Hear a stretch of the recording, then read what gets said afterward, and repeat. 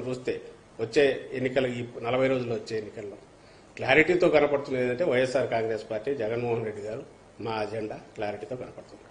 మిగిలిన వాళ్ళు చెప్పడానికి ఏమీ లేదు, మమ్మల్ని అనడానికి కనపడక అస్సలు పొద్దుబోనివన్నీ లేనివి అభూత కల్పనలు ఇంతకుముందు మీరన్న వాటికి సంబంధించింది కానీ లేదంటే ఈ వ్యవస్థ బాగాలేదు, అది బాగాలేదు, ఇక్కడ ఇది లేదు, ఇక్కడ రౌడీ చెప్పలేదు. ఈరోజు పత్రికలు చూస్తుంటే రోజు ఎక్కడెక్కడ విషయం అంతా కూడా కక్కడం అనేది కనపడుతుంది తప్ప వాస్తవాన్ని మీద డిపెండ్ అయ్యి రాయడం లేదు.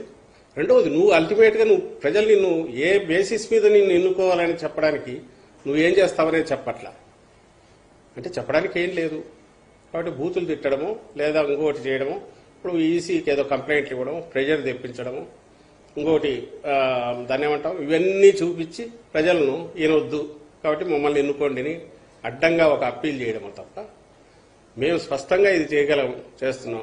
జగన్మోహన్ రెడ్డి గారు ఇది చేయలేదంటే ఒక్క మాట అంటే ఒక్క పాయింట్ మీరు ఏమైనా చెప్పగలిగితే చెప్పండి. ఆఖరకు వాళ్ళు చెప్పుకున్న ఏదో అక్కడక్కడ పాసింగ్ దీనిలాగా చెప్తున్న హామీలన్నా గట్టిగా చెప్పలేకపోతున్నారు. అంటే వాళ్ళకి అసలు ఏమి చెప్పడానికి కూడా ఏం లేదు, మొత్తం దివాళా తీశారు. ఎన్నికలుగా నామినేషన్లు ముదులుగా కావడానికి ముందే ఈ అపోజిషన్ నానా అగసాట్లు పడి ముళ్ళు వేసుకుని వాళ్ళు తయారు చేసుకున్న కూటమి అనేది కంప్లీట్గా మునిగిపోయింది. ఏమీ లేదు అనేది వాళ్ళ స్టేట్మెంట్స్లో వాళ్ళ యాక్టివిటీస్లోనే బయటపడుతుంది. వాళ్ళు కంప్లీట్ దివాలా తీసిపోయారనేది మా అభిప్రాయం. సార్, ఈ 5 సంవత్సరాల్లో చాలా క్లీన్ అండ్ క్లియర్ ట్రాన్స్పరెంట్ గా వైసీపీ మార్క్ పాలన చేసి చూపించని మీరు చెప్తా ఉన్నారు. మరోవైపు జగన్ గారు ఇద్దరు చెల్లెళ్ళు జగన్ గారు క్యారెక్టర్ అసెస్ చేస్తా ఉన్నారు. ఇది రక్తపు మడుగులో నడుస్తున్న ప్రభుత్వం ఎవరు ఓటేది అప్పీల్ చేస్తారు. ఎలా చూస్తారు సార్? నేను ఇంతకుముందు అన్న దాంట్లోనే అనిసింది.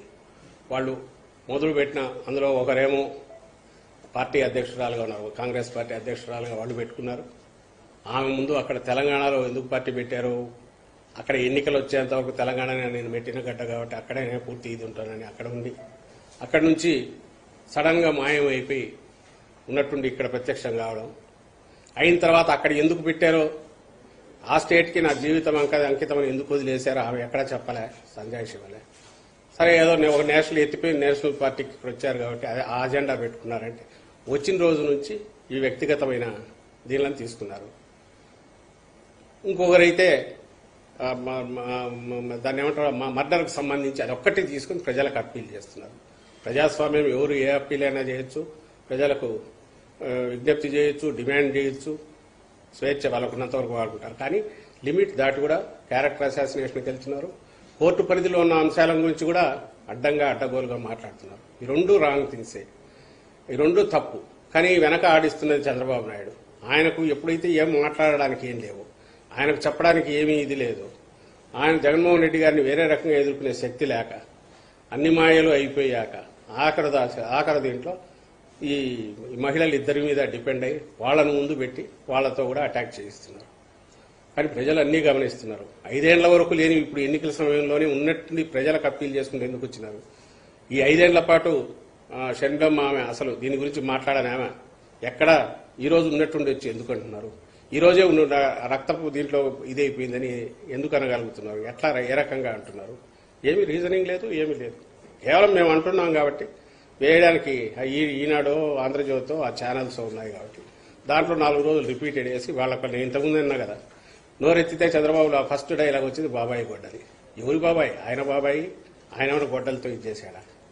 అసలు ఏం మాట్లాడుతున్నాడో. ముఖ్యమంత్రిగా పనిచేసిన గతంలో పోనీ సెనిలిటీనో ఓల్డేజ్ అనుకుందామంటే అది కూడా కాదు. కసి కనపడుతోంది. ఏమి చేయలేని నిస్సహాయ స్థితిలో అసమర్థుడు దుర్జనత్వం ఉంటారు. వాడికైనా ఏమీ లేనప్పుడు బూతులు ఉల్లంఘించుకుంటారు, లేకపోతే అభూత కల్పన ఆరోపణలు చేస్తారు, అడ్డగోలుగా మాట్లాడే స్టేజ్లో ఆయనకు వచ్చాడు అనడానికి ఈ సంధి ప్రలాపనలోనే మనకు తెలుస్తుంది ఏ స్థితిలో ఉన్నారని. వీళ్ళను దానికే వాడుకుంటున్నారు. రోజు పద్దలు వేసిన నుంచి ఈ రోజు కూడా పెట్టినట్టున్నారు. సింగిల్ పాయింట్ అజెండా దీనికాలే. ఆనికి రిప్లై మేము ఇస్తూ కూర్చుంటే మాకున్న విండో స్పేస్లో మేము డెవలప్మెంట్ గురించి చెప్పాల్సింది. ఆ స్పేస్ అంతా పోతుంది కాబట్టి మేము దాని జోలికి ఎక్కువ పోవట్లేదు. ప్రజలు ఆల్రెడీ నిర్ణయించుకున్నారు.